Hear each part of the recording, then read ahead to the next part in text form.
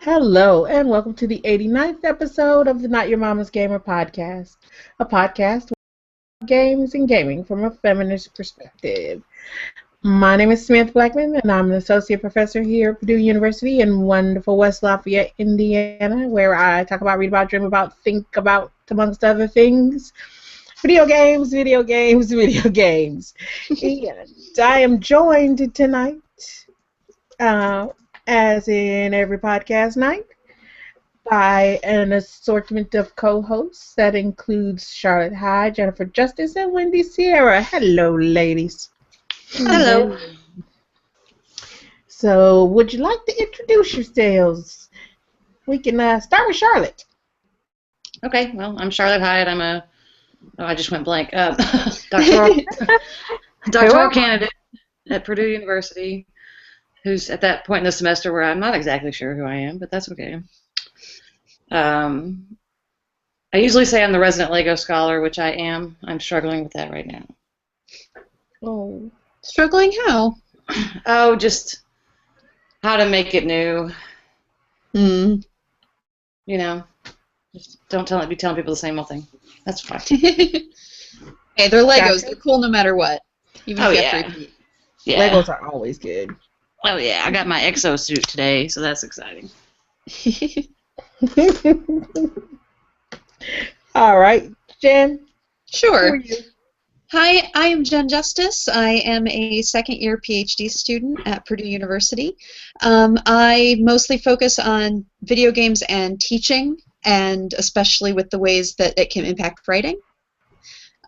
So that's been my big focus lately. And Wendy. I am Sierra. I am an assistant professor of English at St. John Fisher College in Rochester, New York. And my main focus is game design and rhetorics. Yay. Is it snowing up there yet? It is not snowing up here yet, and every day that it doesn't snow, I say a little prayer because I'm not ready for it. I am not ready. I can't handle it. I just can't. We've already had it. Yeah, we had snow already. We did. Man. It was evil. You know, when I was little so and I grew up in Texas, I was always jealous of snow. Yeah, now it's like, no, that's okay. No, take it back. Take it back. I still like it. Well, it's not as much fun here because, like, in Texas, they would cancel school and work and stuff, and here Yeah, you just have to Here go. you just suffer. Yeah. I think I'd be a lot more fond of snow if I didn't have to drive in it. Right. Exactly. Yeah, I could handle snow and cold if I didn't have to drive. Yep. That's all the difference. I'd like it better if I didn't have to drive in Indiana, where people don't Agreed. drive in snow at Yeah. all. Oh, yeah. Oh, they don't do that well when there's not snow, so. I still have Oklahoma plates on my car, and I feel like I'm doing a service to everybody else just by letting them know, hey guys, Yeah, me too. Yeah. I got no idea how to drive in snow.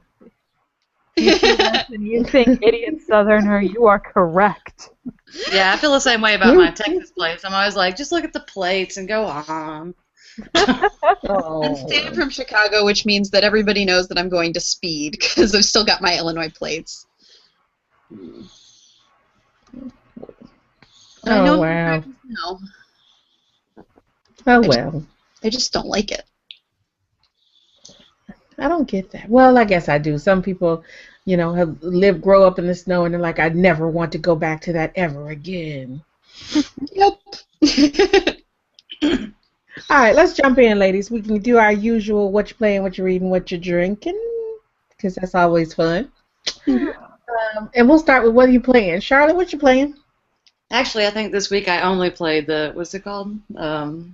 Spirits of Spring? Spirits of Spring, yes. Well, I keep wanting to say Spirit Balls because I kept losing my Spirit Balls, but that's not in fact what it's called, so Spirits of Spring. Slightly more compelling title.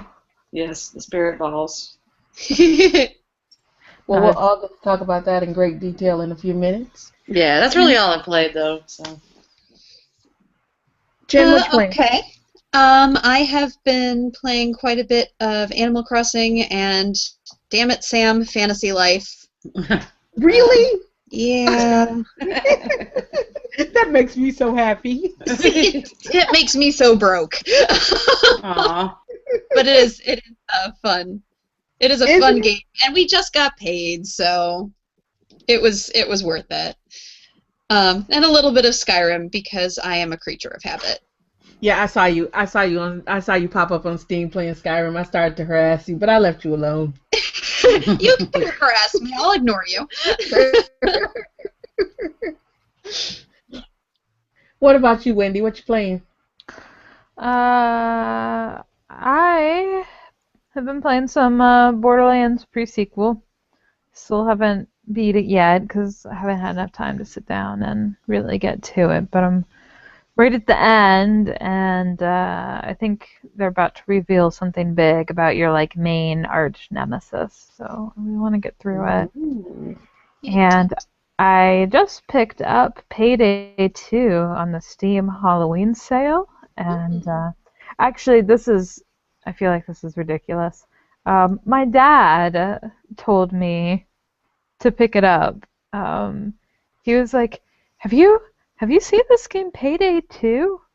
I think it's a bit like Left 4 Dead. We ought to get it. We ought to try it." And I was like, "You mean the crazy murdering, bank robbing serial killer game Payday 2?" And he was like, "Yeah, but it's co-op." I was like, "All right, Dad." So yeah, I got Payday 2 and held up a nightclub and robbed a mall and broke into a bank with my daddy. Woo-hoo. As you do. That's- yeah. Yeah. Yeah, it's my turn. Mhm. Well, let's see. I have been playing Destiny. Yeah. Yeah, but unfortunately not as much Destiny as I have been playing in previous weeks because my fire team got busy on me, so they haven't been able to play every night. I'm kind of upset about that, but I understand people have lives. I don't like it, but I understand. Yeah. It's definitely a thing that happens. I have been playing a whole lot of Fantasy Life. I'm now working on my second life in Fantasy Life. I have not maxed out my first life because I think that each life goes up to level 50, and that's just crazy. And if I max out all 12 or 13 lives, I would have no life of my own. So I get them to. That's what you're going to do? Right. So I get them to a good place where I can where the game becomes kind of easy, and then I go, okay, so now I can switch to a new life. So I've been playing Fantasy Life still, and it's not too bad. I've got 20 odd hours into the game so far. But I've been playing other stuff too, so I guess that counts. I actually started playing Civilization Beyond Earth, which I have been enjoying immensely. I was kind of concerned because everybody was like, it's got such a steep learning curve. It's not like Civ. It's not that it's terribly different from Civ. It's just instead of historical figures that you are, interacting with, you're interacting with other humans, other humans, and my cat's losing her mind. Other humans, and then you are also interacting with the kind of indigenous alien population on the planet that you go to, which is pretty interesting for a number of different reasons, because you can't actually talk to the aliens, at least not as far as I am, and say, hey, I'm not trying to hurt you, I just want to settle here because our planet's all fucked up. You just kind of kill them. I mean, and Oh. it's like there's no choice really, because if you are to like land and live and expand, so that your population can grow and you can farm, there's really no choice but to displace them. And when you displace them, the nation They would get do mad. is they fight back, and then you kind of kill them. Um, it's really fucked up in a whole lot of ways. Um, so I imagine that what's going to happen is I'm going to end up writing about this, because it is, yeah, fucked up to the umpteenth degree. Um, and the last thing I've been playing this week, I haven't been playing a lot this week. 4 games or the last 2 weeks. I have like gamer ADD, so I like jump from game to game. But I've been down to 4 games, and it's been Spears of Spring, which I played to talk about tonight. Yeah. Cool. So that's all of us. What are you guys reading? Anything good? Scotland novels. Scotland novels. Yeah, I'm obsessed, man. I'm terrible and have not had time to read other than for class, so I'm slacking.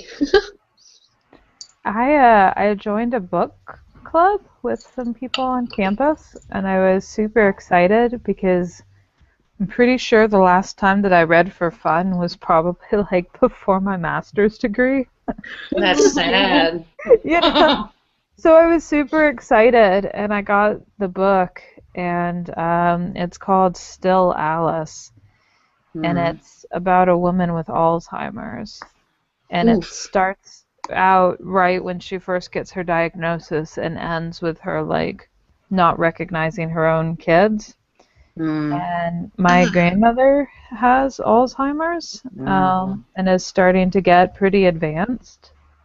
So, like, it was so emotional for me that after I finished reading it, I spent about 3 hours crying because things that happened in the book were mirroring things that are going on right now, and then where the book ends is obviously not a particularly happy place. Yeah. So I got all excited about this book club, and then I didn't go because I was like, well, it'd be the first time that I met a whole bunch of the people. And I was like, well, I don't want to be a crying, blubbering fool at our first meeting and then be like, but be my friend, I'm cool otherwise. So I got all excited about the book club, and I didn't even go. Can you go to the next one? I'm going to go to the next one. Okay. I can't remember what our next book is, but it's not about Alzheimer's, so. Well, Sorry, Wendy. So Still Alice, very touching book. Well, I can recommend some Scotland novels if you want.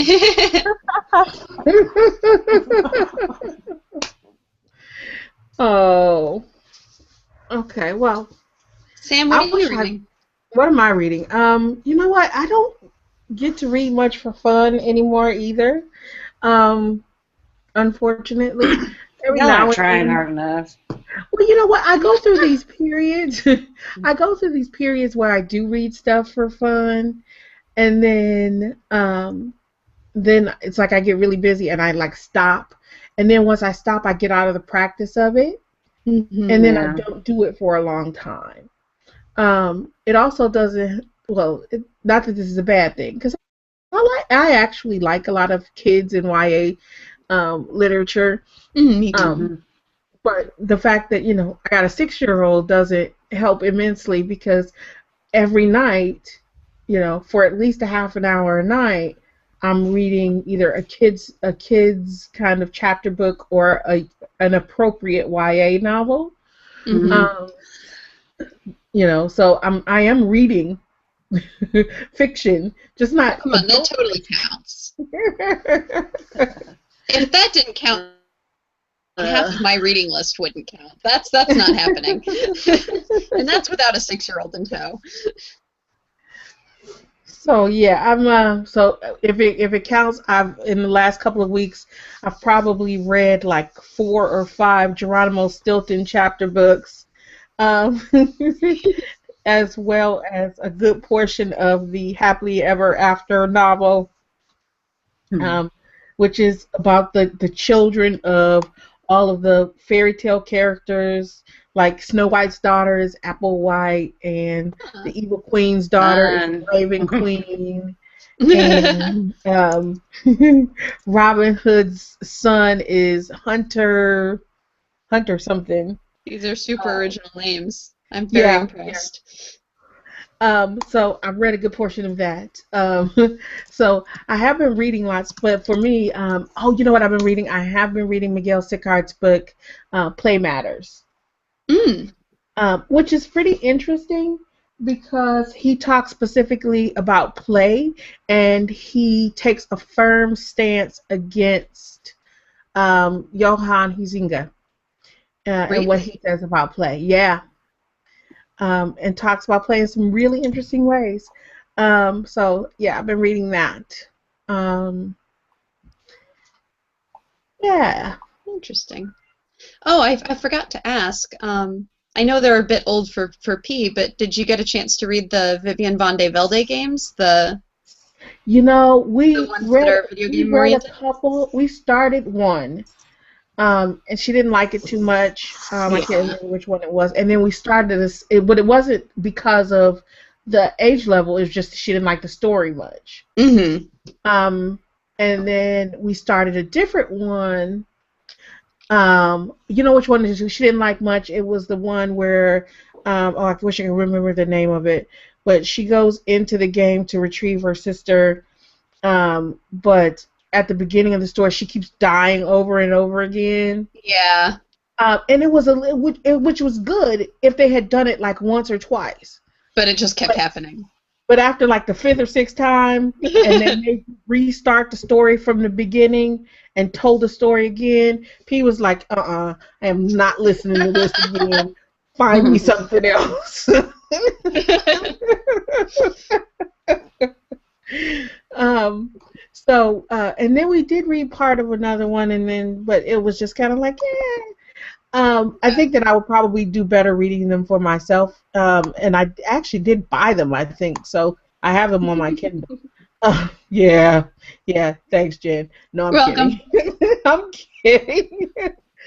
um, but yeah, they're not for her. She doesn't like them. And it's like I said, it's not the age level. She just doesn't like the way that they're written. Oh, that's Um, fair. she's very picky. I don't know where she gets it from. And, but, yeah, we've been into, like I said, the Geronimo Stilton and the Happily Ever After the Happily Ever After novels lately for her. So we'll see what comes next. We'll see what comes next. Yeah, that's what I'm reading anyway.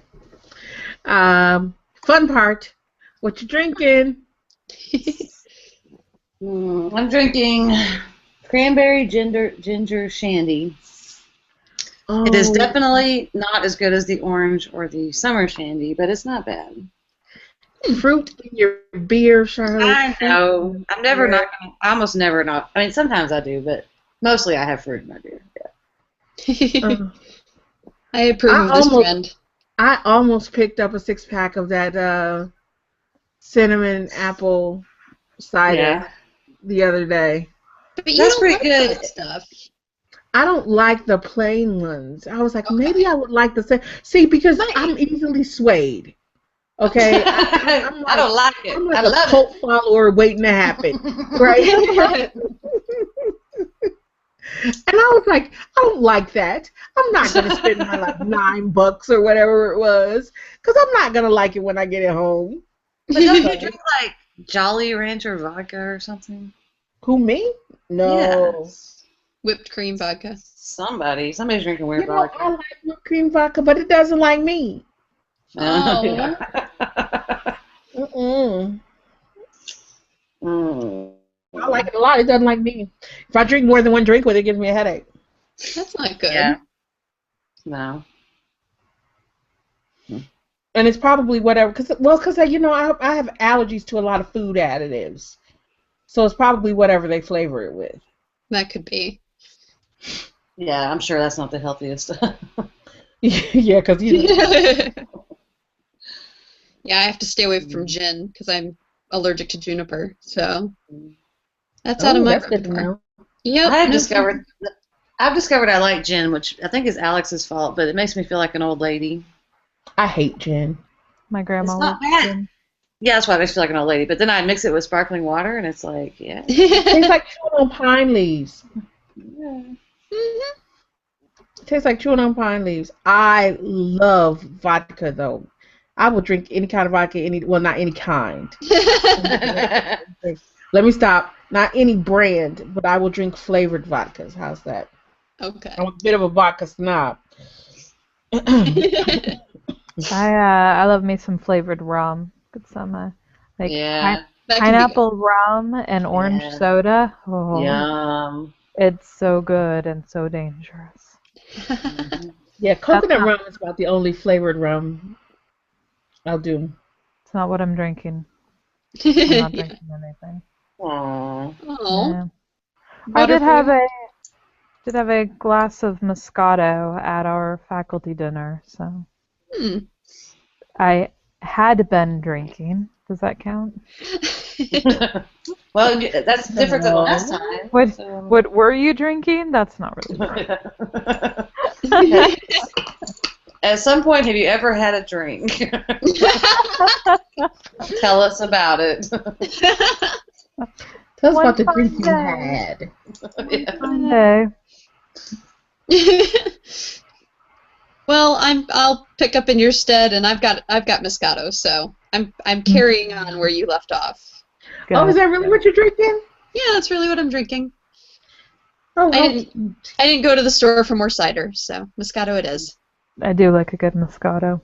That's my favorite. Candy wine. I was going to say so sweet. Pretty Yeah. much. It's pretty good, but if you mix it with sparkling water, yeah. Is that what you do with everything? You're like, I don't know, but if you mix it with sparkling water. I love sparkling water. You cannot screw it up. Good Lord. Jen, you missed game night this weekend where we polished off a bottle of blackberry wine. Oh, that would have been lovely. But I Yeah. had to go and make an appearance as Lara Croft. I was needed. Yep, you missed it. Tony's party was fun though, so. So is it my turn? Mm-hmm. Yeah. I am drinking a. Okay, so here it is. Right, is that I'm drinking the Caribbean Cosmos, but I mixed it with. This sounds dangerous. I know. I mixed it with passion tea lemonade, and then I needed it was a little too weak, so I put some more coconut rum in it.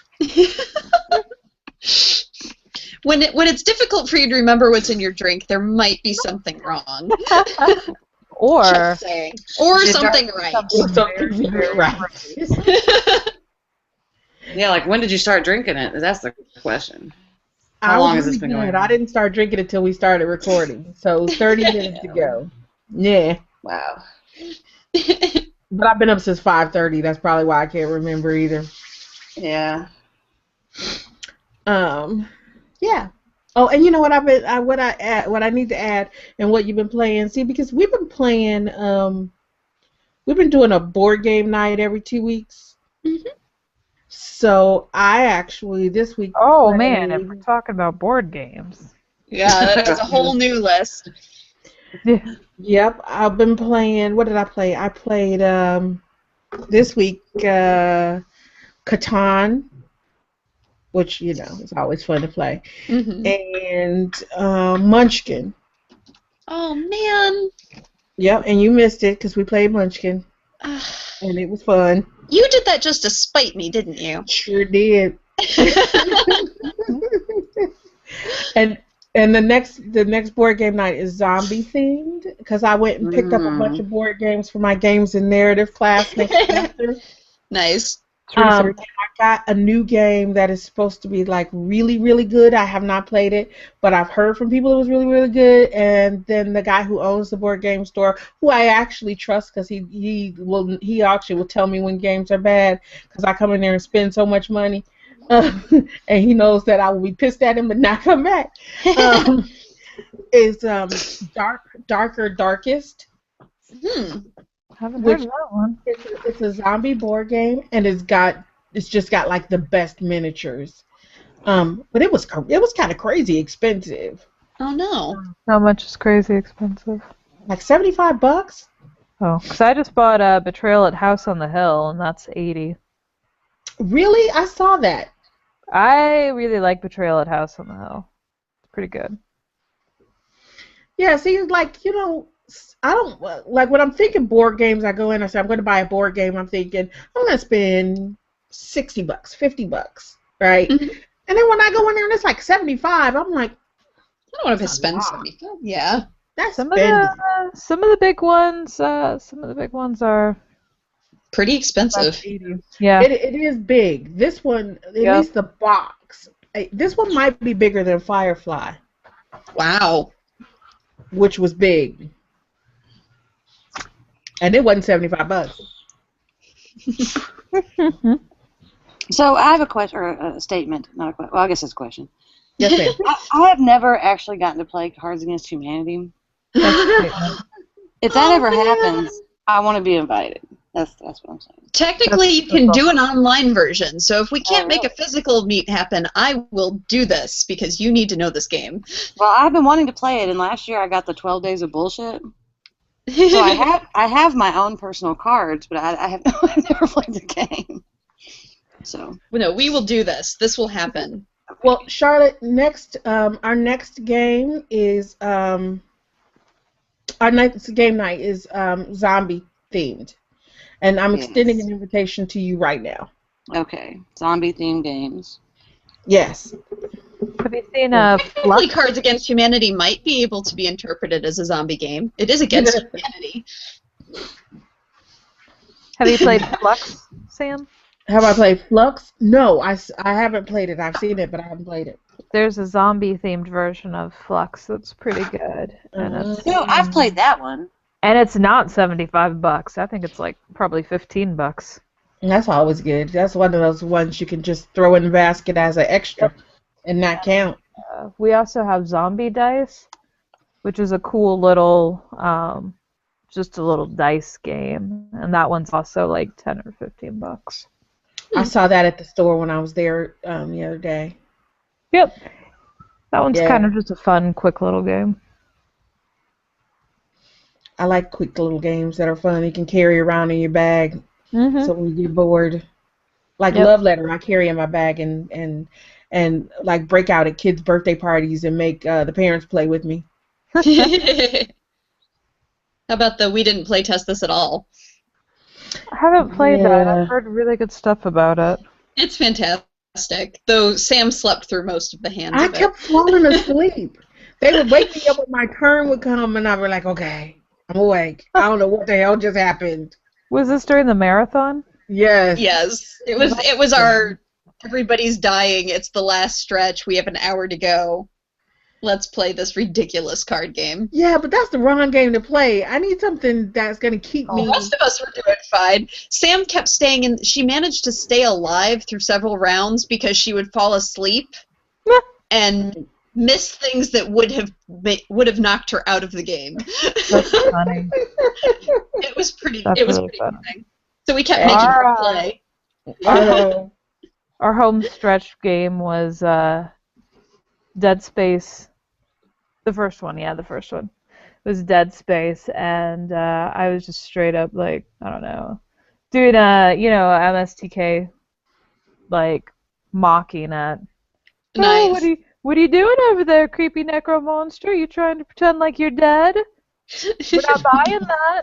We didn't buy it the first time. We're not buying it this time. That's like we got totally loopy. Yep. I think that's a mandatory part of the games marathon. Yeah. And my students were like, "Can we do this again next semester?" And I was like, "It's yearly. It's like, We'll are do you it next crazy? We'll do it Twice next in 1 year." year, we'll die. Yep. Yeah. Okay, so let's jump forward. Yay. We have no news. Well, there is news. There's news. There's always news. We have no news. We just don't have it. We're Well, just defeated. Legend of Zelda Majora's tired. Mask is coming to the 3DS. Oh, Majora's Mask. Yeah. Yay! What's wrong with you people? Well, I know what's wrong with Wendy. That's my least favorite Zelda ever. You know, I've never played it, and I've been wanting to forever, and this will give me a don't. chance. Nah, you will have a chance. It's like That's Link's what- big bitch quest. Oh my goodness. Go get this. All right, now go get that. Oh, do it quick though. The moon's gonna crash. See, that's my opinion of WoW. I don't Yes. recall the moon crashing and wow. But No, Yes, but yes, go yes. get this, go get that. It's also part of why I stay addicted to Skyrim. That's fine. You can send me on errands. I'm cool with it. it's your own damn shit, kids. You don't know me. Well, what I'm very sad about, because you know they had the Nintendo Direct today, is that Splatoon is not coming to Q2, and that game just looks like it's going to be so much fun. Mm. Well, I know I'm the only one with a Wii U. Sorry. Rah. Come on, you You run can around still be excited about it. That's awesome. and you run around and you play paintball with people. Game. And you don't get all bruised and fucked up. Yeah, That's a perk. That's a perk. Yeah. Oh, there's other news. Destiny, Bungie reports Destiny has 9.2 million active players. And they still say that the majority of their active players are playing 3 hours a day or more. It's something about that game. It's like video game crack, because you know it's really not that good, but you can't stop playing.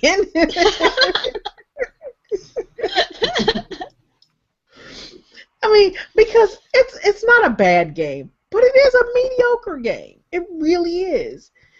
But you start playing, and especially if you're playing with other people, it's over. And you want to play all the time. And it's like the missions are crazy, and the dungeons or the levels are all the same. But you keep playing the damn game. I don't know. There's something wrong with it. It's just like, and people don't want to admit that it's a bad game, and they like it, so they don't want to admit that it's a bad game. They just say, you know, how great it is, and it's not. I'm not afraid to admit it. It's a bad game. That you are addicted to. But I'm addicted to it. Like Fantasy. But Fantasy Life's not a bad game. Fantasy Life is actually a good game. So, you know, if you got, because it was like $40, wasn't it? Yeah. I want to say it was. Yeah, so if you got $40 at a 3DS, go buy Fantasy Life. It'll definitely keep going. It's like Animal Crossing meets WoW. Yeah, it sounds terrible to me. I'm not gonna lie. Oh my gosh. Oh my god. Next time you come by my office, just say, let me see your 3DS and play. Okay. 'Cause I always have my 3DS. I'm enjoying it. It's fun. Mm. You'd be surprised. Sounds like a lot of work. I just want to play It's- through a story. It's a lot less demanding than Animal Crossing in that, like, Animal Crossing, there's penalties if you aren't doing it every day. Mm-hmm. Yeah. And that's not the case with this, which is really nice, because I was a little worried it was going to be another one along those lines. Play every day, you're gonna have weeds growing all over your town. Yeah, I'm like, I've got All way your too many. real flowers will I've be got way too many gone. maintenance games going on right now. Somebody give me something easy going. Yeah. Mhm. So Maintenance, this is nice. maintenance games don't work for me because I forget about them and then Me too. everything goes I wrong. can only manage to care for maybe a week and then Yeah. Then forget, it's and then all of gone. a sudden my crops are dead and my mafia is sad, and Aw. bad. Yeah. Doesn't work. All Yep. right. So we're gonna call it. See, that's news. Those are news items. And Mhm. Alex is here, so she can't tell us what our indie game of the week is. She'll tell us next time what our indie game of the week is. Um, and so we'll talk about our issue of the week, which is not an issue. So this time we decided we were all going to play, and you know how well that usually works. We decided we were all going to I'm play sorry. the new Minority Games game, Spirits of Spring. Um, for those of you who are late to the party, Minority Games also made Papa and Yo, which was the game about the little boy who had the robot stuffed animal that kind of rode around with him and helped him through the levels. But what he did was he was constantly trying to avoid and yet save a monster in the game who was actually pretty friendly unless he started to eat these poisonous toads. And then the poisonous toads just made him like nuts, and he tried to kill everything around him. Sometimes successful, sometimes not. And it was a game that was kind of reflexive of one of the developers' abusive childhood and his alcoholic father. So this was kind of like his way of telling that story. So they've come out with other like smaller games, like mobile games since then. But this game is more along the lines of Papa and Yo, um, and it is called now Spirits of Spring, and it's about bullying. Which was pretty interesting. And one of the most interesting things is the game was released first on iOS, while Papa and Yo was released first on PC. Um, and I think that we'll probably get a chance to talk about controls as well as we start to talk about this game. So that's what Spirits of Spring is. So let's talk about it. And we won't spoil ending. We might do a quick spoiler bit after the end, just to talk about the ending for those of us who finished it. So, what did you guys think? Well, I will say this about the controls. I thought it was an experience for me because I had never done that before. I've never played a game on my iPad. Really? Yeah, I know. Because I mean, it's not like I have like 13 consoles in here. So at first I was sort of like, what am I doing? I don't know how to make this go. I think they should have released it for the PC because then I could have actually played it. Yeah. The controls weren't bad though, but I will say that I did actually sit down today and play it all in one setting, so my fingers started to hurt. How long did it take you to play all in one sitting? Well, I didn't do it all in one sitting, but all in one day. But I think it was like 2 hours, maybe. Okay. So it wasn't very long. I mean, I wasn't challenged in the sense that I always knew what I was supposed to be doing. Mm-hmm. Or at least, Poco and Yo was similar. Like the Yeah. games felt very Portal-esque, like in the design and in some of the features, but it didn't have that same challenge. It was really more about the narrative. So rather than the puzzles getting increasingly difficult, once you learned how to solve the puzzle, similar tasks would work. Yeah, so it was mostly like that for me, which I sort of enjoyed because I was trying to get through it for tonight. But I don't know if like or dislike the iPad. It was different. I guess what I don't like is in some parts I felt like my finger was where I needed the action to be, and I couldn't necessarily, like, your finger's blocking the screen. Yeah. Yeah. So I don't know. It was fine. I thought it was really pretty. It was really pretty. It was very pretty, and the music was really good. The music was really well done. The music was really well done. I watched the credits all the way through at the end. Yeah. And they used like a live orchestra. Oh wow. Okay. Yeah. Which was pretty impressive. Well, I don't know if it was a full orchestra, but just like, I mean, it was pretty big, right? Like they were like, oh, here were the cello players, and there were like 6 of them, and here were so there was like a big group of people, and not just, like one person playing cello and one person playing violin and one person, but several people on each instrument. Okay, so I've got to be the naysayer and say that the controls were bad for me, and I do play a lot of games on my iPad. So the like moving from place to place thing wasn't bad, but you start to trail these, as Charlotte said earlier, the spirit balls. Yeah, that got annoying. I totally agree, because sometimes I'm like, no, I want you to move. I don't want the damn spirit balls. Right. So sometimes you would tell it to move, and you would catch the trail of spirit orbs. I'm not gonna call them spirit balls. The trail of spirit orbs, and then you would move those instead, and it would kind of get frustrating because you're like, no, I don't want to do that, and you do it like it would take like 2 or 3 times to hit it in just the right spot to get to move. Yeah, to get him to move. I'm trying to think of his name. Chitawan? Oh, yeah. To move. I got to look it up because it's going to drive me crazy. Yeah. Well, I had the same problem opposite, too, though. Sometimes if I wanted the balls or the orbs or whatever, he starts walking around. I'm like, don't walk around. What I want you to do. I want the spirit balls. Yeah. I'm pretty sure they were called spirit balls. I think that's a technical term. No, you think?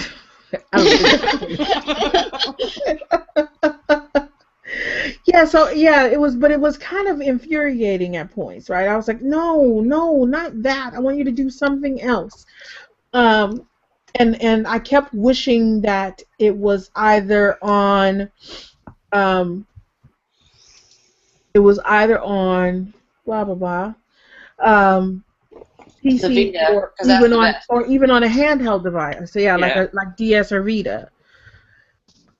Because I feel like those controls would have worked better. That being said, the game is going to be coming out on PC later. Or as they say, Android and PC versions under consideration. I don't know how they cannot. It's a good game. Yeah. I think, like I said, like Charlotte and I both said, it's pretty. It is. The music is awesome. The music really is awesome. There's places in there where the music is just like hits right on the mood they want you to be in. Right, and they was said like, at the wow. beginning. Yeah, this game is developed with the thought in mind that you're going to be wearing headphones. Yeah. When you're playing it, for the level of immersion. Yeah. And one of the things that's always been interesting to me about Minority Games as a studio is the diversity in the studio, right? They call it Minority Games or Minority Media, which one of the two. But they have, like, they're in Canada, that hotbed of diversity that it is. But they've got, pretty much seriously, right? Chihuatan, that was his name, which was driving me crazy. Chihuatan. But they've got like Brazilian folks and Native American folks and Asian folks and white folks and folks from the African diaspora of some sort. Don't know what they are. If they're in Canada, they're probably not African American, but who knows what they are, right? Because they haven't. Those folks haven't disclosed, but just the ones that have disclosed. So they've got this really kind of diverse group of people that are designing games, and they're designing these pretty awesome games because of it, I think. Because Spears of Spring Chihuahuan is, if you haven't guessed, right, Native American, um, and they do specifically say Native American in their kind of publicity materials, and not just. So I'm not just making that up and throwing in the American part, but Native American. So it's kind of built. It kind of draws upon that, and the I guess the main developer on this project, and I think that I think on the credits he was actually listed as spiritual director, is also wow. Native American. Mm. So you get this kind of, because and it is his story in a way.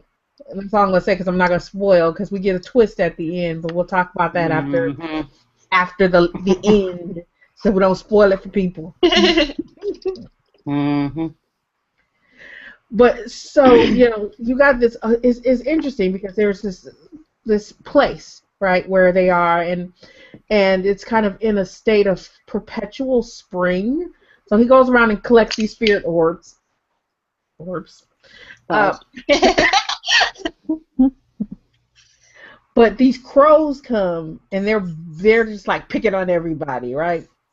And the crows are actually humans in these crow costumes, and they can fly. They're these anthropomorphized crows, I suppose, but they actually appear to be human under a mask. It's a gorgeous game. You really have to see it. Yeah, it really is pretty. And so they're picking on everybody, and they're also stealing the spirit orbs of spring. Okay. So when they steal these orbs, when they steal this bit of spring, it goes into this state of permanent winter. Yeah, it was so pretty that I will say that as we got into the permanent winter, Yeah, I really like atmosphere. So I was thinking it would be really super cool if we had played this like 2 months from now when it was actually permanent winter. And I don't mean that as a joke. Like, I mean, I really do like atmosphere to match. So if I'm reading a creepy book, I want it to be thunderstorming, And so I was like, man, it would be really cool if this was January. Because I permanent winter. Yeah, then I could feel it. I don't want to live it. I don't want to live it. I'm okay with it not being permanent winter. I'd be okay if I never had to leave the house. I would be super happy, but people make me leave the house and whatnot. Yes. I find it interesting that this is a second narrative game, like a biographical game then. Sorry, autobiographical game. Because Papo with the was it Brazilian setting? Yeah. It was a Brazilian favela as their background. So that's just, I mean, that it's really amazing the diversity that they bring to it, and the fact that it's actually shaping the worlds, because so oftentimes fantasy worlds get kind of warped into these Arthurian, classic European, like princess and castle fantasy. And this gets closer to the kind of fiction that I really love, which is like Charles DeLint, Canadian author, surprise, surprise, going to do that kind of the mix of Native American and European myths together to get something that's altogether original. That's just a really interesting trend, if you can call two games a trend. It is. It's interesting, right? And it does it in ways that other games have kind of attempted to do, or say that they were attempting to do, right? When they have like Native American or African American or some kind of minority protagonist. There are very few games of those that there are, right? Where it just kind of becomes a perpetuation of stereotypes. Right. Because you've got a diverse development team. And not even like all Native American people, but just people from diverse backgrounds, period, that understand what it's like to like be misrepresented and are apparently and kind of clearly making every attempt that they can to go for like some kind of authenticity and respect versus some kind of weird misappropriation. This these games that come out of minority games, minority media, regardless of whether or not the controls are a little wonky on this one, to me anyway, and that might just be me because I got big fat fingers. No, I had the same experience. Okay, so if, even regardless of that, this is the kind of game development that we need to be seeing. This is the reason that we want diversity in games. Right, and not to drag us back to last week's news story because nobody wants to hear more about Gamergate. But so sick of that. But like this whole idea of that diversity could kill games because it's going to become some preachy, shove it into a nicely tied up box of let's include this, that, and the other thing to meet a quota. Like, I think games like these two, like Papa-Yo and Spirits of Spring, and then even like I've been watching Korra lately. I was watching Avatar: The Last Airbender and then moving into Korra, and just to see stories that have obviously been developed for the narrative. They aren't necessarily developed to reflect a certain culture or a certain thing. They are about reflecting people and their relationships. And they bring in those honest, like, sorry, I just read Ricky's comment. Yeah. I will do it, Ricky, just for you. But like they bring in these honest portrayals of different cultures because it's not about pigeonholing them into the plot. They're just people within the plot that happen to have these cultures, and it's so cool to see. Yeah. And the comment that Jen just made is that Ricky's in the audience and he says, if someone tries to ham-fistedly incorporate Fairy into Papa and Yo, I'm gonna burn shit. I mean, and that's right though. It's right. Is that here are authentic experiences that we're talking about, and the way that people are using kind of real emotional, raw, powerful shit to talk about in games. You don't want to, slap dead white guys on top of them and say, yeah, look at how this works, right? And this clearly illustrates the banking model of education. Exactly. Right. I was gonna make a joke and then incorporate Frary into it somehow, but then I was like, no, I'm not even gonna do that. Here's where we get at, one, how, certain models, narrative models, don't fit certain narratives, right? And then also how, and I made that joke earlier, or not joke, but a comment earlier about, I'm going to write about Beyond Earth at some point. But I'm going to write about Beyond Earth in a way that, folks, probably are not going to want you to write about Beyond Earth, right? Is, why is it that, the humans are coming in and fucking up the indigenous populations and it's supposed to be okay and we're supposed to ignore it and say, oh, that's just what happens. That's what we're supposed to do because, we, all the humans came to this planet to escape the Earth that they fucked up. It's kind of like, yeah, really, you fucked it up. Deal with it.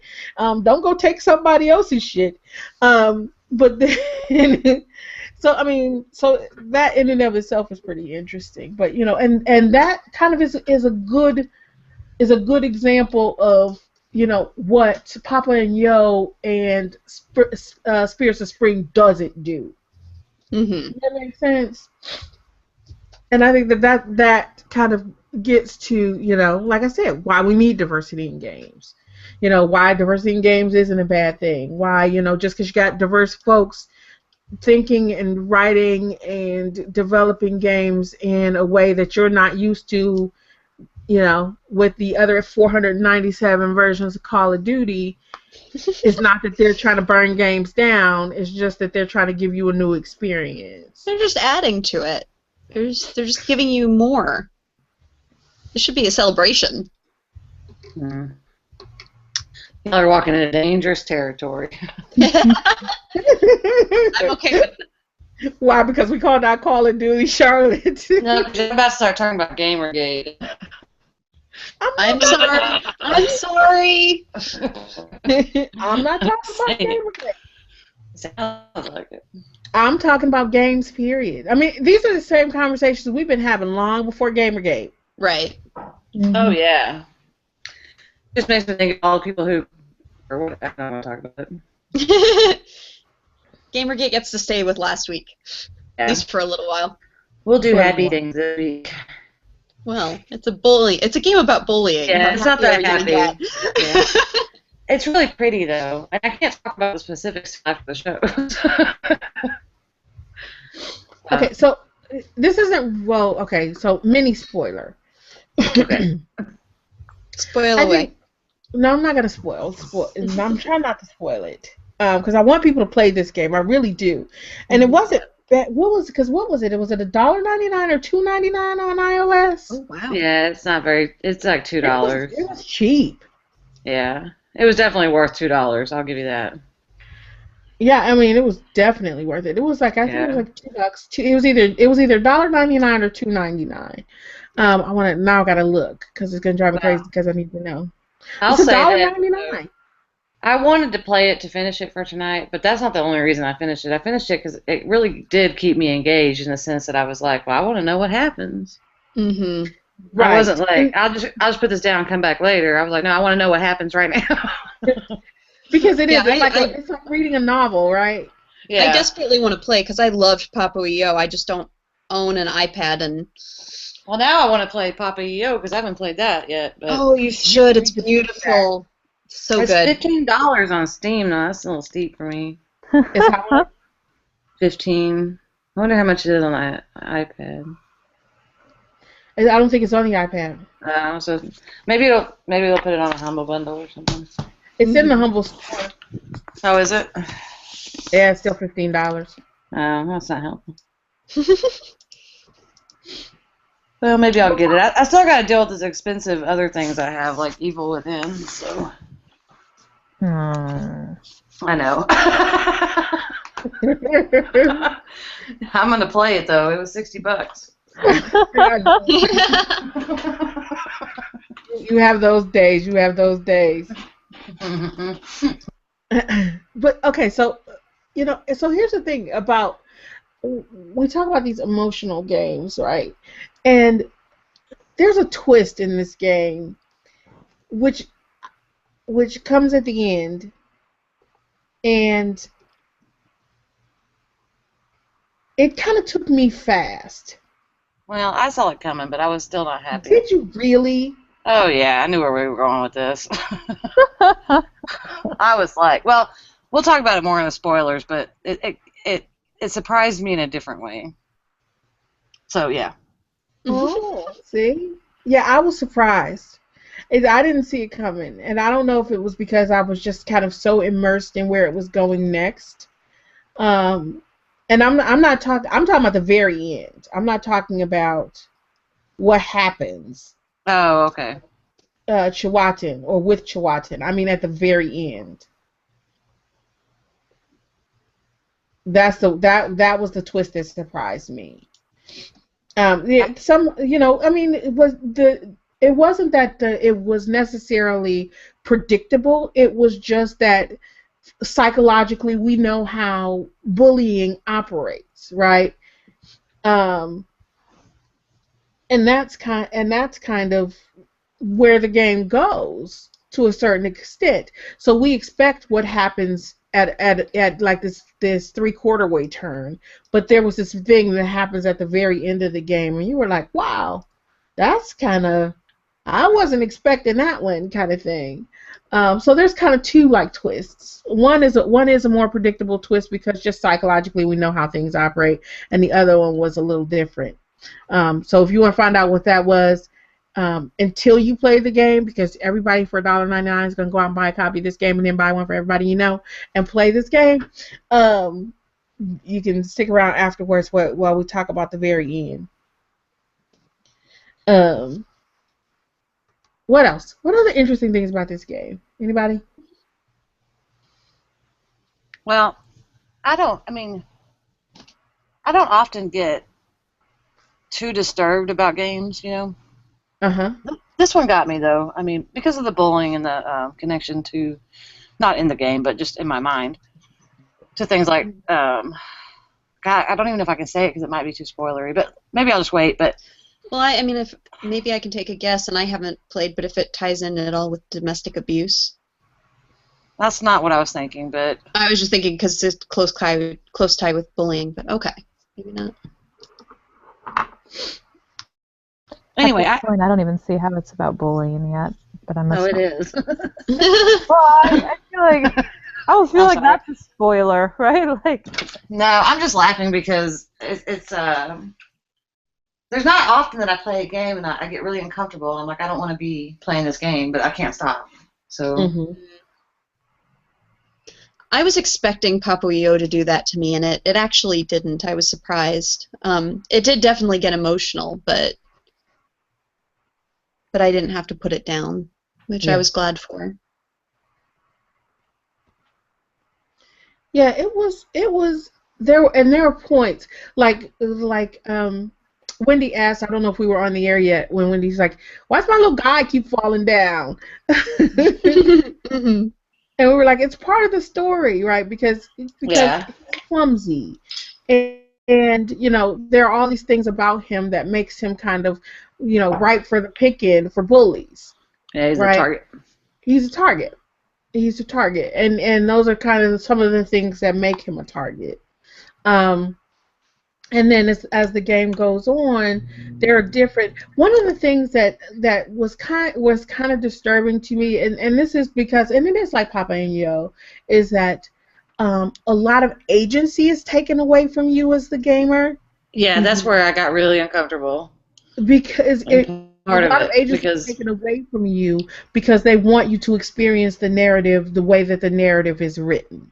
Right. Yeah, and I was sort of looking. It walks up that line. Things. I was sort of expecting more choice. Like at some point, I was expecting it to give me a choice. Yeah. And it didn't do that. And then that's when I started to get like super disturbed. But, like when you come to the Fox, it's like, can I make a choice here? It's like, no, you're gonna do this whether you want to or not, and then you'll experience what happens afterwards. Yeah. So and I think that's interesting because in many ways it makes it's a game, but it makes it more of an interactive fiction than actually a game where you have choice and you know there's any kind of agency where something different can happen. There's only one way this game is going to play out. Mm-hmm. And in that that's the only way this game's going to play out. Everybody's going to have the same experience, which I think is a very powerful thing because then we are experiencing the protagonist's story and not our own story. Yeah, and I totally agree with that, and I was disappointed in a sense, but in another sense, I was going to choose that anyway just to see. Mm-hmm. So it didn't really take the choice away. I just was annoyed that I didn't have the choice. See, you know what? I thought about it like as I was playing the game. Even when there was this character was first introduced, I was like, oh, what am I gonna do? I was like, am I gonna do this because you know I think I want to see what happens, or would I do what I would do if it were me? Right. Well, part of my decision process, though, was because I assume you'll do what you do if you're you. And so I was hoping we would get two different things. Two different stories or narratives. But I don't think I'll spoil it for anybody except perhaps Jen. But, I'm fine. I was very disturbed because of things that happened in our community this year that affected me. And so when I was playing it, I was like, that's why I was like, I don't want to be doing this right now. Yeah. Yeah. So, anyway. But I will say that I found it back to the music, I found it very immersive, especially towards the end, where I was like, I really do feel like I'm lost right now. Which is how they wanted you to feel, I think. Anyway. Yeah, that's exactly how they wanted you to feel. Right? Is that you know, just like they keep making your character trip, they want you to feel clumsy.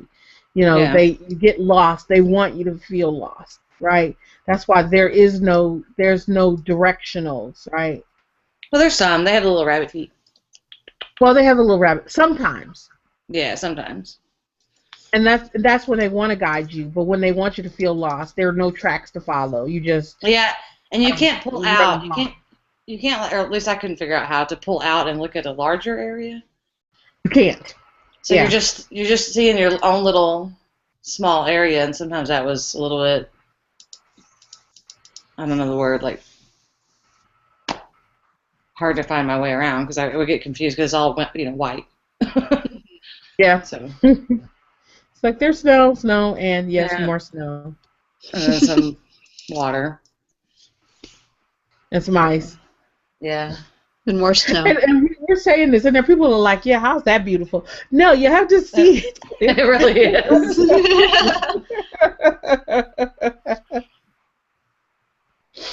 There's other stuff too, really. Yeah.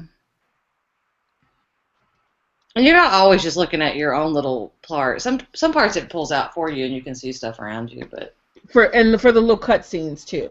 yeah, And there are small cutscenes. and those are like a graphic novel sort of. Yes, cool. they're still. Yeah, it's gorgeous, right? So they pan out, and then they give you these graphic novel-y panel type cutscenes, where it will either tell you, it will give you new mechanics for the next section that you're going to need, or give you more of the story. Yeah. Yeah. I liked it, especially at the end when they gave you some more of the stuff in there, Mhm. in the cutscenes. I mean, I guess I didn't love the tutorial cutscenes though, because I thought I thought they got repetitive after a minute. So, Oh yeah. Well, but I'm impatient, so I'm you usually like, have to do what you needed to do next, right? just let me do it. I don't talk about it all day. Yeah. Well, especially because you got to. It was kind of, it is very kind of puzzle gamey in that you get to control other animals in the game. hmm That there's like you have a little buddy that's a bunny and a little buddy that's a bear, and you get to control them because they can do things that you can't do, right? hmm Yeah. Like the bunny can go into bunny holes and then come out of other bunny holes somewhere else on the map. Yeah, And reach places that you can't. I totally hate that. I hate that whole mechanic. Having to And rely it's- on somebody else to do it. No, it just makes me nuts that I have to like constantly change characters. I hate games like that. And I was thinking this when I was playing it. I was like, wow, you sound like such an asshole. Like I don't want to have help. Oh my god, I hate that. I hate it. I prefer the party mechanic where you don't have to actually, like, it'll switch for you automatically and give you the opportunity to use them, but that assumes that everybody gets an equal amount of time. So Yeah. I get why they have games where you can choose when you want to switch, but I do prefer the party system. I think this all came from the cave, Oh yeah. where I was like, I hate this game. And so ever since then, anytime this comes up again, I'm like, ugh. See, I think of Dark Cloud, which I absolutely love on the PS. It was either PS1 or PS2 that came out, but it's a fun game. It's a nice little dungeon crawler, build up the city type thing, but that very much relied on that switch between a single character to get certain activities done, and some of the characters were useless, but you couldn't pass an area without them, and so it became a chore where you had to use them in order to pass this point, and it just wasn't as fun. The game itself is fantastic, but that was one particular mechanic that I've never been very fond of. I've been playing like adventure games for so long. It doesn't bother me at all. I'm used to it. Yeah, I think it's just because the cave was such a bad experience for me that. I don't know that it was especially well done in the cave because it irritated the cave too. Yeah, it was terrible. So, In this case, it wasn't a big deal, but I always just sort of get like annoyed when I have to deal with it. Like, no, I don't want to do this. Especially, I guess in this game it was a little annoying because it kept saying, it give you little like really unsubtle hints like, hey, maybe the bear could do this. You know, so you're not even having to think about whether or not the bear can do it. They're just telling you the bear can do it, which is fine. I mean, in this kind of game, it's fine because, of course, the focus is on the narrative and not really necessarily the puzzling. But I don't know. It's just pet peeve. Yeah. So, do you ladies want to get to the spoiler? Not yet. Spoiler moment? No? Okay. Just a second. No, because we got to finish everything else, and then we'll get to spoiler. Fair enough. And so, on that note, I think what we can do is we can finish up with the rest of the things that we usually do. Okay. What about deals for broke-ass gamers? Do we have any? We do. Well, okay, I was going to say I had one that I was interested in. Go ahead. Well, I can't remember if I talked about this last time. I don't think I did, but I like the, if you're still into Halloween or if you just like scary games, I like the Humble Hallow Weekly bundle this week. It's got a couple of really good games. Friday Nights at Freddy's is on there, which is a good like jumper, but it also includes Among the Sleep, which I can't recommend wholeheartedly. It's a great game, but you have to be prepared for some shit that could be emotional. Oh dear. But it looks like a good bundle if you're still into that. What was yours, Sam? Well, about this, because there's only like 15 hours left on that Humble Weekly? Halloween Weekly bundle. And to get Among the Sleep, you have to pay at least $15. Yeah. And it's like all the other games in this bundle that I would actually want, except for Five Nights at Freddy's, I already own. And I think I'm going to play Five Nights at Freddy's on the iPad. Yeah, or if you pay attention to Amazon, they'll give you like credits for free. So I got it for free on the Kindle. Oh, really? Yeah, if you pay on the Kindle. Yeah, and if you pay attention, Amazon just like gives these credits away, these coin things. Yeah. Like they're nothing. So I have like $50 in credit on there. How do you get those? Well, I just follow like deal forums, and they'll pop up sometimes. Like if you like download this free app, we'll give you $5 or whatever. So I like to get stuff on the Kindle because I can get it for free. But at any rate, yeah, it's on the Kindle. Interesting. I'm gonna check that out. I wouldn't pay a lot for it because I don't know how. It's not like a game that you're gonna play forever, you know. Yeah, I was gonna try. It's scary. Well, everybody keeps saying this. Everybody keeps saying this. And when we were at the 24-hour marathon, Extra Life Marathon, one of the people who was playing it, and it was so funny because he was sitting like maybe 10 feet away from me behind his computer, and he was playing, and he would be playing, and then he would be sitting there, and then he would like literally damn near fall out of his chair because he jumped so high and go, oh shit! I was like, see, I want that experience. Well, that's why I call it a jumper, and Sarah had reviewed it at some point, and I was like, it's not going to scare me. And so I'm playing it, and I'm like, yeah, it's creepy. Oh! Which is kind of why I want to play it on, well, see, the Kindle will work, too, because I want to be able to play it in the dark, like with headphones on, and like maybe even in bed, right? Mm-hmm. I haven't played it on the Kindle. I feel like the controls might work a little better on the Kindle. I had some control issues on PC, but I don't know. I haven't played it, so anyway, it's good. Yeah, I don't know about Among the Sleep. It's hard to recommend because I know that it's a hard game, but it's a really well done game. So yeah. Yeah, I might wait a little while on that one, just a little while longer to see what happens. You need to wait a good 20 years. Don't say that. You do. Aww.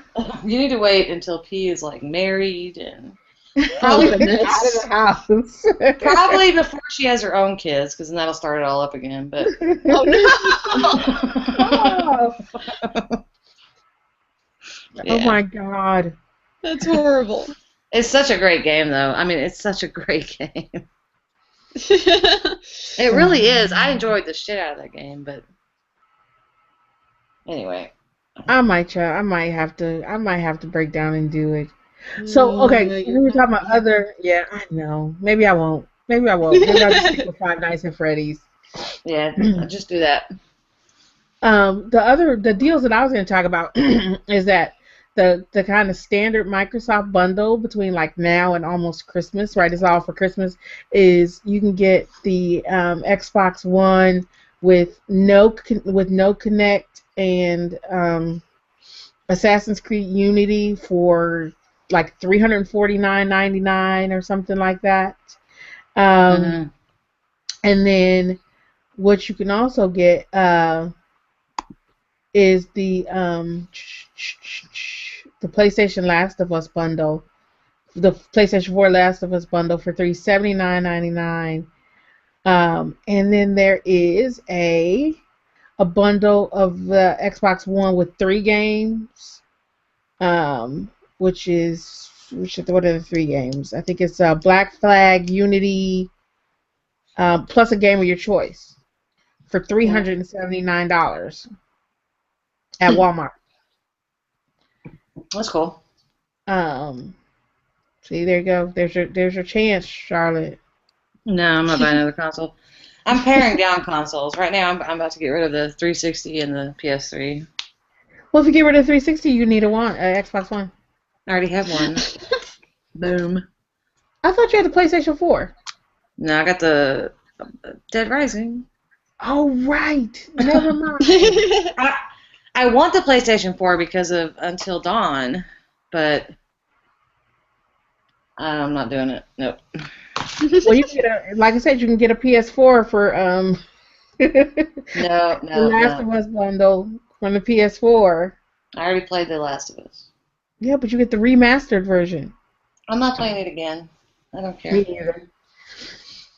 I don't. I've yet to buy one of those remastered versions. But that's just crazy to me. So those are good deals for broke-ass gamers for now. And what everybody should be doing is saving up their money for the Steam Christmas sale, the holiday sale, because that's coming soon.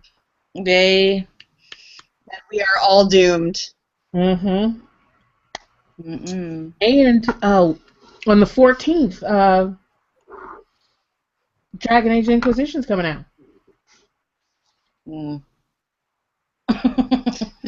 you can all be playing Destiny on the Xbox One and come play with us. Because we're going to need 6-man raid team soon. Oh my goodness, it sounds like WoW.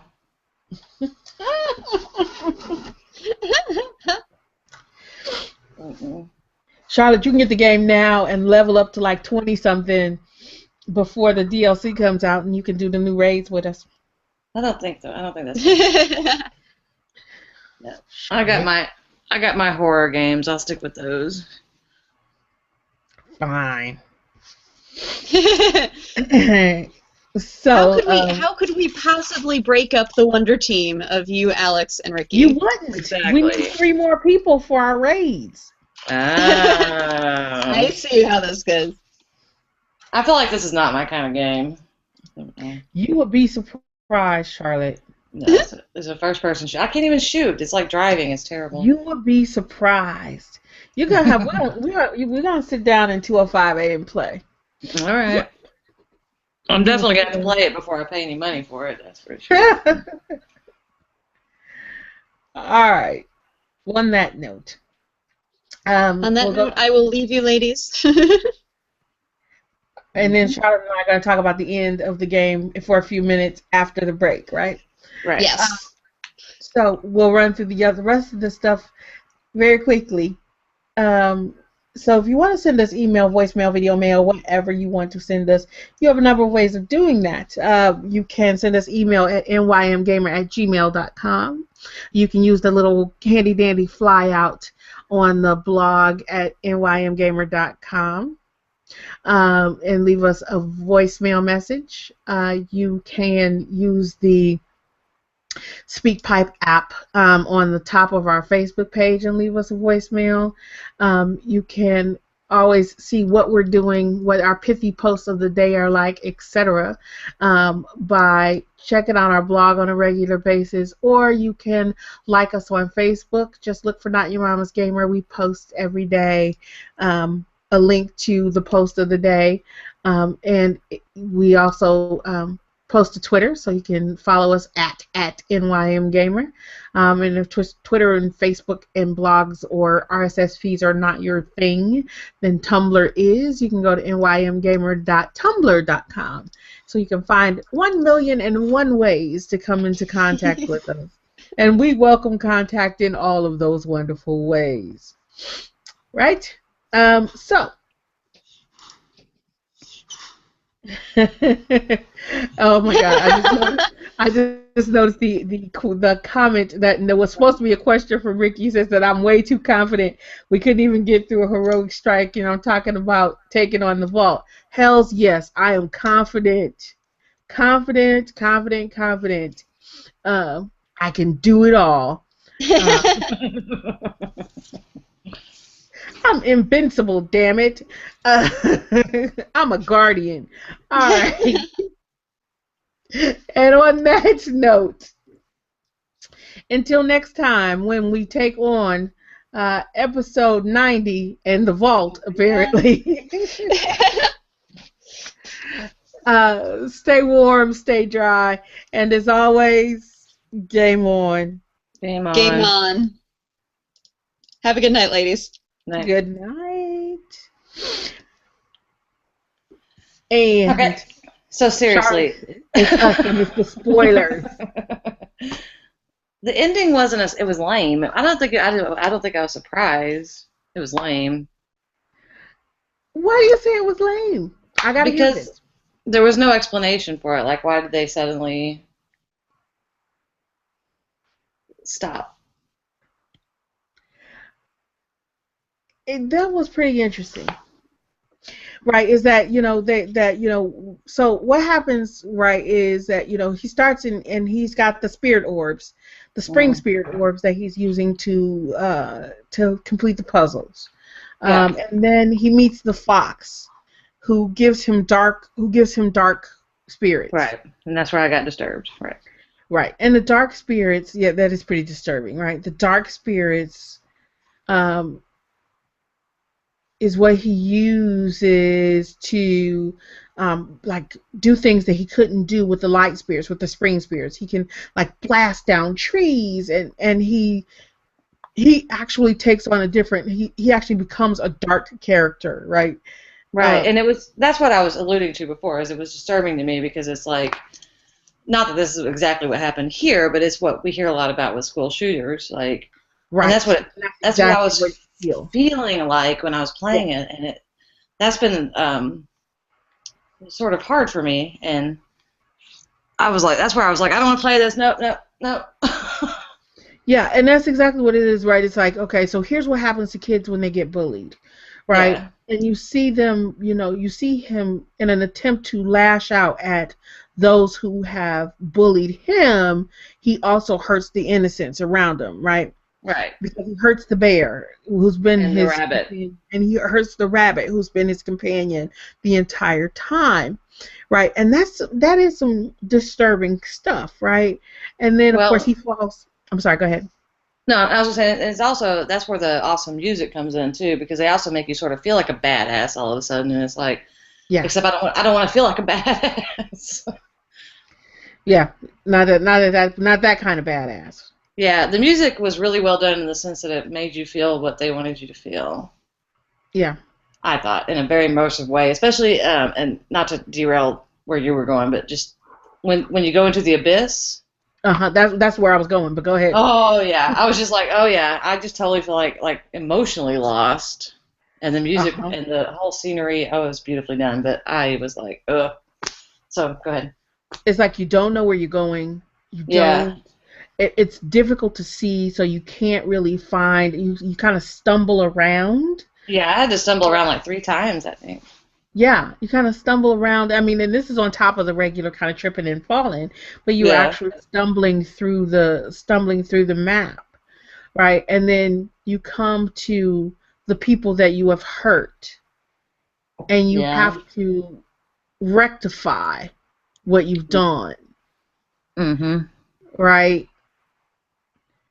And it's interesting because all these times when you're having these interactions with the crows, they leave feathers behind, but they also leave feathers sticking out of you. So you are visibly marked by your interactions with the crows, Mm-hmm. which I thought was really interesting the whole time. Right? And then what happens is your friends, the bear and the rabbit, are then marked with crow feathers after their interactions with you, because basically Mm-hmm. what you've done is you've just become the bully. Yeah, I thought that was pretty well done because it's like you're sort of pulling out like everything you've done to them Mm-hmm. individually because you have to do it several times. Well, the bear you have to do a lot, but Yeah. You have to pull and out it's every feather on the bear. yeah, and he rolls over and there's another one. It's like, Yeah. oh, Yeah. Yeah. get me in the And heart, man. and with the rabbit, you have to do the same thing. It's like you're taking off the singed spaces because he's been burned. He was burned by the dark spirits when you were blasting down trees. Yeah. Um, Oh. I And but okay, know. but why were they so big? Is that because you became a small person? You know, I guess because and I was thinking about that too while I was playing. Is it because you become a small person, or is that it's such a big event that they need to be big Yeah, I to didn't know. demonstrate that?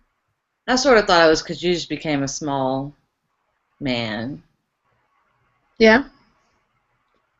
I guess I mean they're I think equal that they kind of mean the same thing.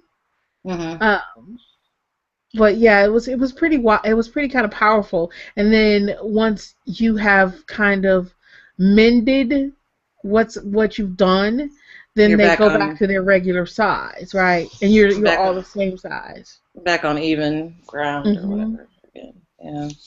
Or maybe it's just because it's the magnitude of what you've done. Yeah, Yeah, too. to get you to understand. The end was pretty interesting, right? Because you walk into that chamber at the end, and there's a crack in the middle of the room, Yeah. and the three crows that have been tormenting you for the whole fucking game are standing on these ice Wait. pedestals. Were they standing there or were they trapped there? I sort of feel like they were frozen in some sense. Well, I thought that they were I thought that I saw their wings moving. Well, I mean, like I thought they were sort of like frozen by their feet because I sort of got the sense that I had to go like knock They them may have down been. or something. I don't know. That's just what I I'm thought. not But gonna have to go through and play the end part again and see. But they're there and they're seemingly connected to those pedestals in some way. So you that's why I go thought they were in. frozen. So you had to like make Yeah, them. that would make sense, especially because you go and you crack each pedestal individually, and you Yeah. free each crow. And then, see, Jen kind of hinted at this earlier, right? And each crow tells a story of why they're a bully, Right. right? But The they're first one, I'm sorry, go ahead. no. You go ahead because yours is before mine. No, no, go ahead. Well, that's just Oh, what I was mine was gonna say. That before yours? they go through and say their story, but then there's really no explanation of why they just suddenly stop bullying. Like, oh, I'm sorry, I did this, and then I'm gonna go away. Right.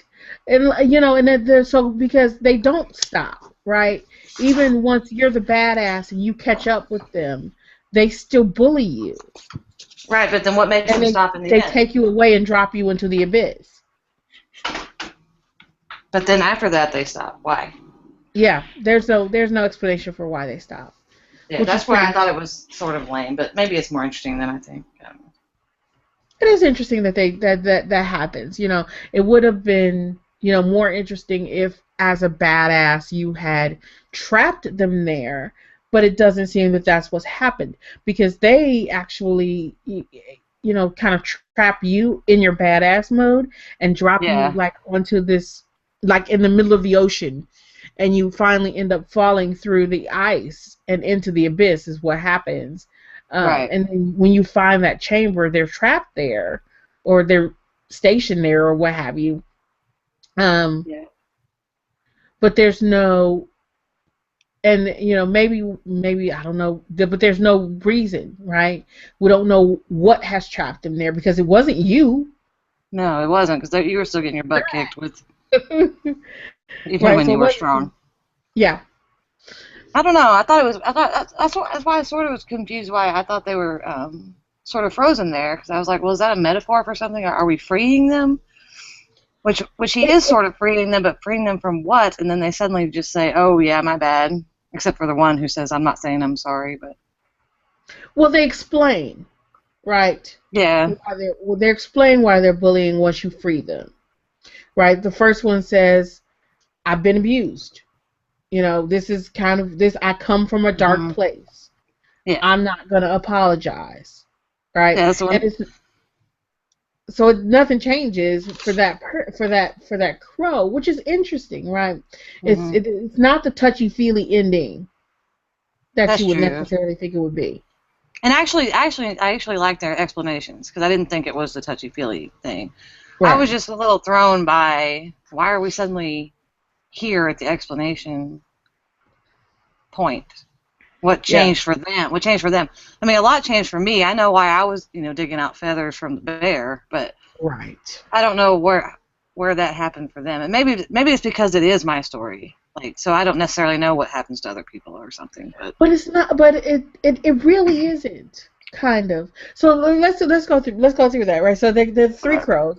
One has been abused, and that's why he bullies. The other. Well, what was the second one? What was his reason? I don't remember. one of them was because I wanted to be part of a group. I wanted to be a part of the group, right? So that's Yeah, and why I joined in. if I didn't do it, then they would have bullied me. The third one is, yeah, if I did it to keep them from bullying me, which was interesting, right? The third one is the one that's most interesting because that turns out to be the voice of the narrator. Yeah.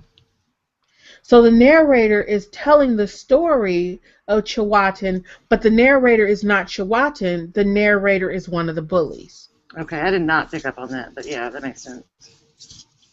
That's why he So, says, yeah, the narrator is one of the bullies. That was that second twist that I was talking about that kind of oh, okay. threw me. Well, that's why I was confused because I was like, well, that's not interesting. They just have a lame ending. That's not a twist. Now I'll Yeah. have to go back and do it again. But Yeah, I mean that's what it was weird because I was like, wow. So we're not Chihuahuan. This isn't the voice that we've been hearing all this time is not the voice of Chihuahuan, but the voice of one of the bullies. okay, so that actually makes more sense to me because the sense I was getting out of it was that part of the message is that in some sense we're all bullies. I think. Well, Or, yeah, I mean, or you have the tendency to become that dark. or the potential to be. Yeah, not Yeah. tendency, yeah, potential to. But I think I don't know. I mean, I think in some sense we all are guilty at some points in life, Oh yeah. I and agree with that. that's sort of the sense I was getting as he was switching over to the dark side. Is I mean, it was very dramatic in a way for me that reminded me of school shooters, but at the same time, it was like, yeah, I mean, now he's hurting his friends, and now he's the bully. So maybe the narrator makes it just sort of come. I mean, I know the whole thing sort of already comes full circle, but I don't know. I don't know what I'm trying to say.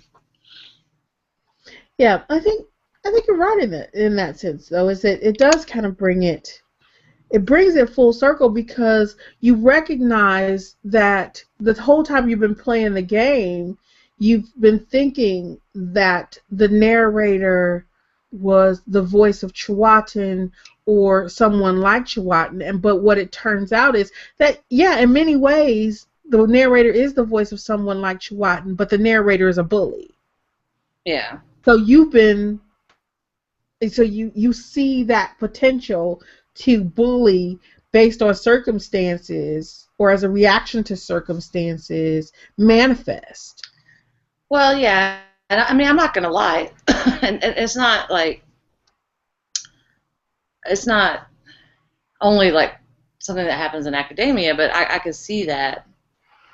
You know what I mean? Where academics can sometimes get sort of that way. Yeah, yeah, yeah. And not even meaning to, but you know, you just sort of, I don't know. No, I get it. So yeah, I don't know. I thought it was really interesting. The other thing I thought was really interesting, not about the ending, but about as you're moving through it, as you're before you get the dark side, was the way they had them laughing at you, and that one scene where you're lost. Mhm. I thought that was really creepy and well done. It was really bothering me Huh. because you know what I'm talking about? They're like flying above you and they're laughing. Yeah. I thought that was like I liked it. It's I mean, I didn't like it. tormenting you. Yeah, they're tormenting you. I didn't like it, but I was like, I mean, I remember thinking when I was playing the game, like, y'all need to go away. I can figure out what I'm doing. Leave me alone. I don't know. I'll have to think about it. Now I want to play again so I can hear the narrator voice. I didn't even notice that. Yeah, you should. I didn't have my headphones on, though, so I You didn't play did or by the you rules. didn't? I didn't. Oh, that will do it. I was thinking, well, I'm alone. So, I don't know. It was really good. It was emotional for me. Yeah, I liked it a lot. Yeah, now I want to play the other one. Yeah, you definitely should play the other one. Yeah, I was just looking at it on Steam. You definitely should play the other one. So what else about it? I don't know. I think that's about it for spoilers. Yeah, we pretty much We've, spoiled we've, the whole we've thing. effectively spoiled the whole damn thing. Yeah. So hopefully people didn't listen until after they played. But Right? yeah, So that's it for spoilers.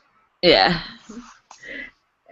it's good. We will see you in next episode. Yay! Hey, If you haven't played it, even if you did, go play Spirits of Spring again. And if you haven't played Papa and Yo, definitely go play it now. Yep, that's what I'm gonna do. Not right now.